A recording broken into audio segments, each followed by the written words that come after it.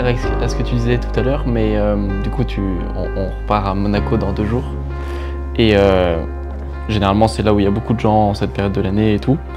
Et la question, c'est quel mec business as-tu rencontré et avec qui tu as été agréablement surpris tu sais, où vraiment tu te dis, ah putain, cool, tu vois. J'en ai rencontré pas mal.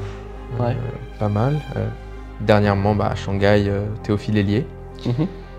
Théophile Hélier, personne super cool, vraiment respectueux. Enfin non, vraiment très bien.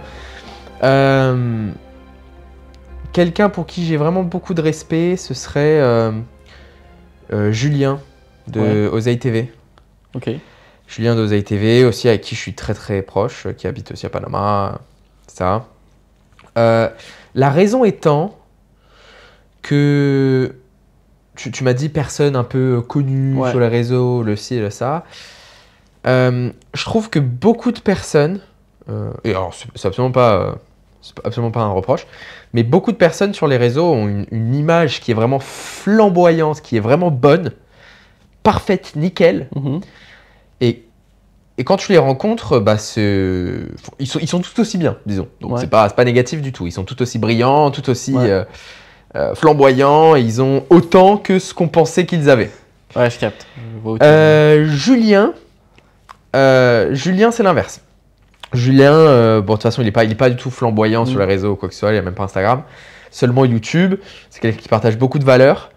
Mais c'est quelqu'un que, quand tu le connais, donc déjà, il a sa propre personnalité. Il est vraiment spécial en quelque sorte. Mais c'est vraiment cool d'avoir des gens spéciaux et pas juste lambda.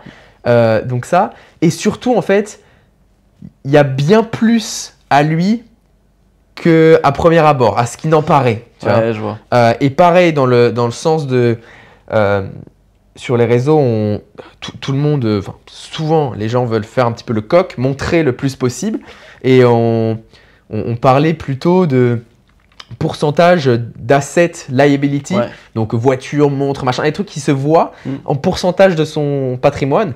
Et c'est vrai que je pense qu'une grande majorité des gens qui sont très souvent sur les réseaux sociaux, d'autant plus dans la niche un peu make money, etc., leur grande majorité de la thune, ça part dans ce qui est visible.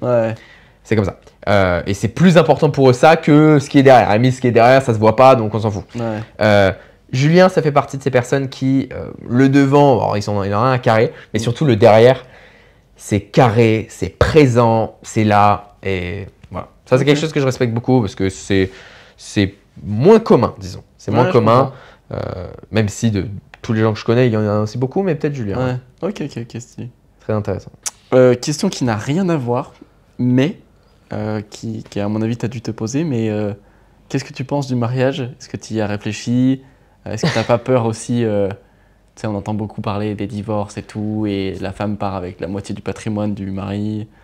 Est-ce que tu as prévu le coup? Est-ce que tu... alors, premièrement, déjà, le mariage, je suis pas pour. En fait, l'idée est bonne. Le fondement, c'est bien. Mais au bout du compte, si on simplifie réellement le mariage, c'est quoi? Le mariage, c'est un contrat financier. Au sens littéral. On enlève la fête, on enlève l'émotionnel, on enlève le truc. C'est un contrat financier entre 3 parties. La meuf, le mec et l'État. Qu'est-ce que l'État vient foutre dans ma relation avec une meuf? Mais qu'est-ce qu'il vient foutre là? Et le pire dans l'histoire, c'est que c'est de manière générale, faire un contrat financier. Imaginons, on veut faire une société tous les deux, on veut s'associer, etc. C'est un petit peu complexe. Un mariage, c'est un des contrats financiers les plus simples à exécuter. Ça paraît dingue, c'est fou.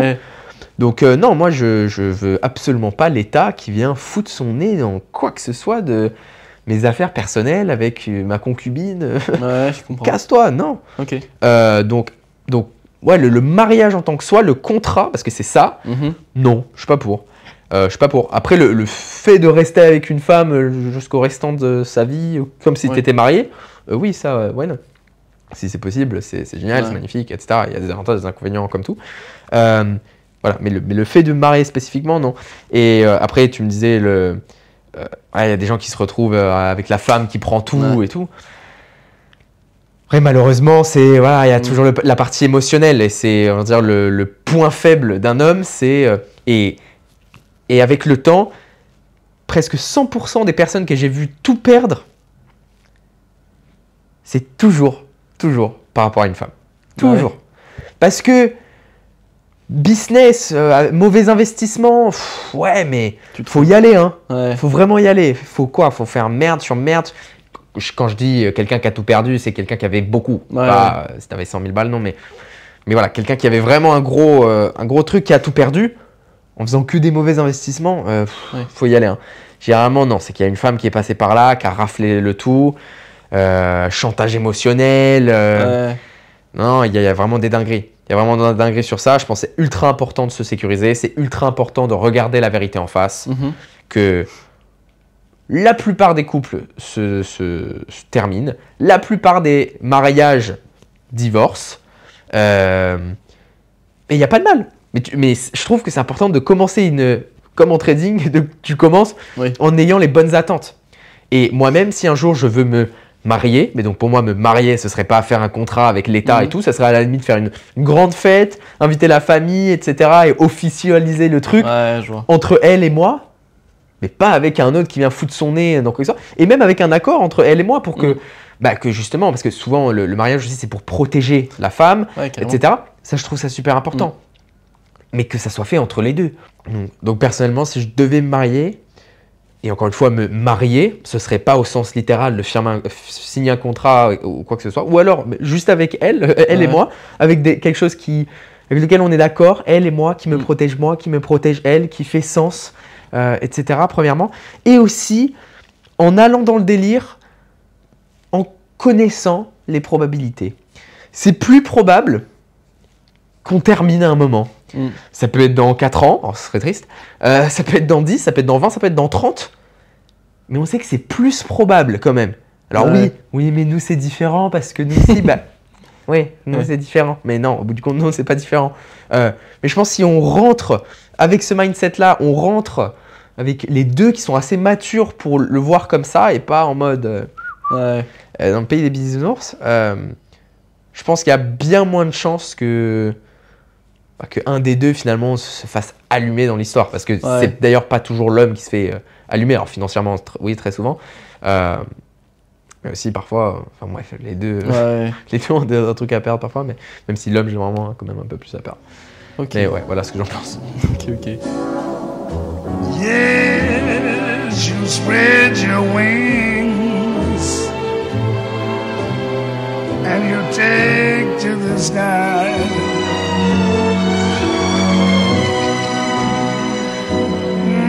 But till that morning, there's nothing can harm you. C'est quoi ta vision du succès aujourd'hui? Et deuxième chose, est-ce qu'elle a évolué avec le temps? Elle a complètement évolué.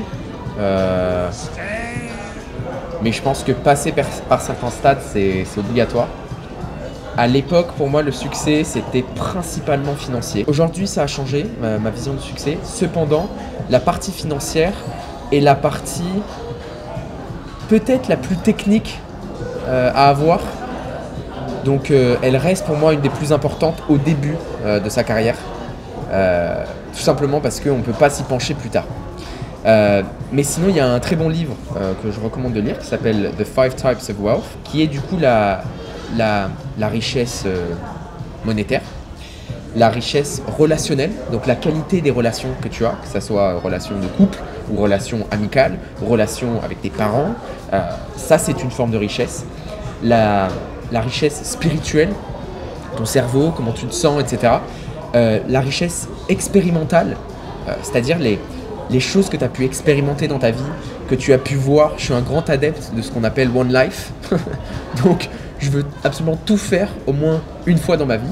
Et le dernier qui est tout simplement la richesse de la santé, c'est-à-dire être en bonne santé, prendre soin de soi, etc.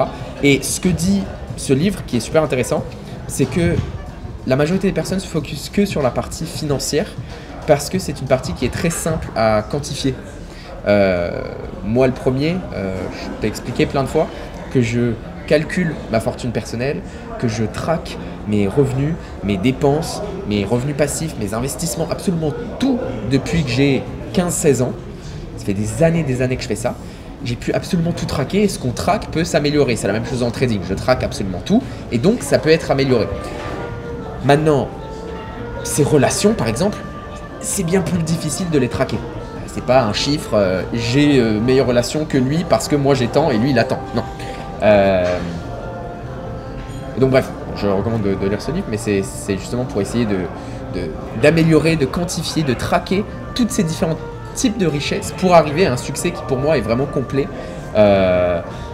Et autre chose, c'est réfléchir à quelle est la vie qu'on veut. Imaginons genre te projeter quand tu as 80 ans. Qu'est-ce que tu veux réellement?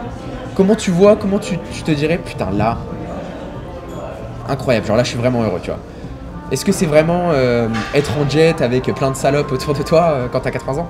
Si tu réfléchis bien, peut-être pas, tu vois, peut-être pas. Et dans ce cas, tu peux faire un retour arrière et voir quelles sont les étapes qu'il faut que tu prennes pour arriver à ce que tu veux réellement. Tu vois, peut-être ce que tu veux réellement, finalement, c'est une famille construite, soudée, un business familial que tu as construit pendant des années, tu vois ce que je veux dire? Et donc, si c'est ça ton objectif, regarde ce que tu fais actuellement. Est-ce que c'est cohérent par rapport à où tu veux aller ou pas du tout, je suis sûr. Donc ouais, ça c'est un petit peu ma vision de succès. Est-ce que tu dépenses parfois inutilement? Ou alors tout ce que tu dépenses c'est calculé? Aujourd'hui, oui, je dépense un petit peu plus inutilement. En fait, certaines choses sont plus importantes pour moi aujourd'hui que l'argent jusqu'à un certain point. C'est-à-dire mon temps, ma tranquillité d'esprit, des choses comme ça. Donc disons que je fais une bêtise, le restaurant c'est 40 €. Je donne un billet de 50 et le mec il met 1000 ans à me ramener le change. Je préférais lui dire garde la monnaie et partir pour me faire gagner du temps et pas m'énerver que rester là, m'énerver, perdre du temps pour 10 balles. C'est ce que je veux dire. Sur ce genre de choses, oui. Et puis pareil, des choses où, on va dire, tu sais, si tu réfléchis vraiment en termes de valeur, tu peux peut-être faire la même chose pour un peu moins cher, mais ça va te prendre un petit peu plus d'efforts, plus de recherche, plus de ci, plus de ça, c'est plus chiant. Donc je préfère payer le petit premium pour le confort. Chose que à l'époque, pas du tout. À l'époque, tout était vraiment calculé. Tout était vraiment calculé. Et ça d'ailleurs, c'est quelque chose que comment on dit, je respecte beaucoup chez toi, Florian. C'est que à l'époque, je réfléchissais toujours à est-ce que c'est vraiment nécessaire? Et je crois que c'est Warren Buffett qui dit je me rappelle plus de la citation exacte, mais n'achète pas des trucs inutiles parce qu'un jour tu arriveras à un point où tu devras revendre des choses utiles à force d'acheter des choses inutiles. Et c'est complètement vrai. Et donc, comme je dis, notamment, surtout au début, d'autant plus du fait que la manière dont j'ai fait des sous, c'est avec le trading. Profession dans laquelle plus t'as de l'argent, plus tu fais de l'argent. Donc j'ai même eu une longue période où j'avais une relation à l'argent qui était, j'en gagnais et j'avais très peur de le dépenser. J'avais très peur de le dépenser parce que voilà, et j'essayais toujours de me rassurer en me disant non mais j'ai pas besoin de ça, j'ai pas besoin de ça, j'ai pas besoin de ça. Au bout du compte, à quoi ça sert? Des choses comme ça. Maintenant je pense que j'ai passé ce cap, mais comme je dis, avec le temps en fait, là où cette différence de me casser un peu plus la tête pour économiser, en pourcentage de portefeuille, de revenus, etc., ça représente que dalle. Donc non, aujourd'hui non, mais à l'époque oui, complètement. Et je pense que pour beaucoup de personnes qui regardent cette vidéo, c'est extrêmement important de faire très attention à tes dépenses. Tes plaisirs personnels, montres, voitures, etc. représentent environ combien de pourcentage de ton patrimoine? Approximativement. Donc ta question, c'est ce qu'on appelle les liabilities. Donc c'est assets, c'est un bien physique qui peut te ramener du cash. Un liabilities, c'est plus une voiture, des montres, ça te ramène pas du cash tout de suite. Ça peut être des achats qui sont pas débiles, c'est ce que j'essaie de faire, mais ça reste un liability, donc quelque chose qui quand même a tendance à te coûter de l'argent. Maintenant, en pourcentage de mon patrimoine, c'est très petit, c'est moins de 5%. Ouais, c'est moins de 5. Ouais, ça va être 4%, quelque chose comme ça, environ des 4%. Donc ça, c'est montre, voiture. Je sais quoi d'autre? Oh, c'est surtout ça. Non. Montre, voiture, quelques bijoux, des trucs, mais bon, c'est pas. Voilà. Et à l'époque, au début de mon évolution, je faisais attention à. Alors, je t'avoue, j'avais pas un pourcentage précis, mais je voulais pas que ça prenne une partie trop grande. Et je pense que c'est une erreur que beaucoup de personnes peuvent faire, même des personnes qui sont un peu avancées, hein, même des gens qui ont, c'est une connerie, 2 millions, 3 millions d'euros à leur fortune. Et ils vont avoir genre 2 millions en montres et voitures, tu vois. Ou alors appart où ils vivent, qui encore une fois, c'est pas un asset, c'est un liability, c'est quelque chose qui te coûte de l'argent. Alors, ils ont toujours beaucoup d'argent, 2 millions, 3 millions, c'est bien, mais leur capital pourrait être tellement mieux utilisé, tu vois ce que je veux dire, et avoir une plus petite partie de leur portefeuille total en trucs qui servent un peu à rien, qui sont très très cool, hein, je suis le premier à aimer les montres, les voitures, etc. Mais ça sert pas à grand chose, c'est pas ça qui va t'aider à t'enrichir. Donc au début, je pense que c'est très bien de se brider et de se dire je veux pas avoir plus de 10%, 15% de ma fortune personnelle en trucs, en voiture, en montre, en machin comme ça.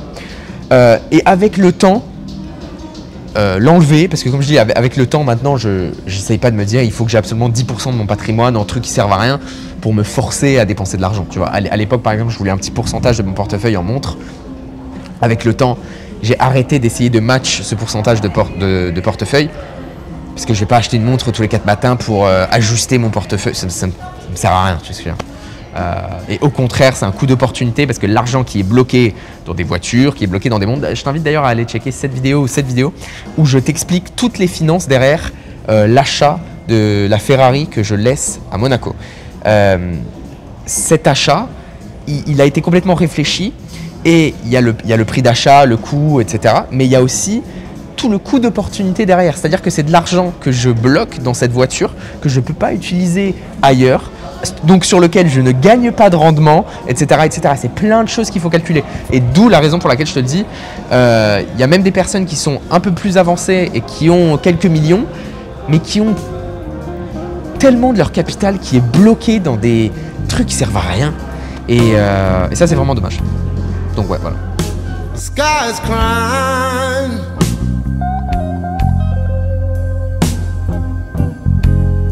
Can't you see the tears roll down the street?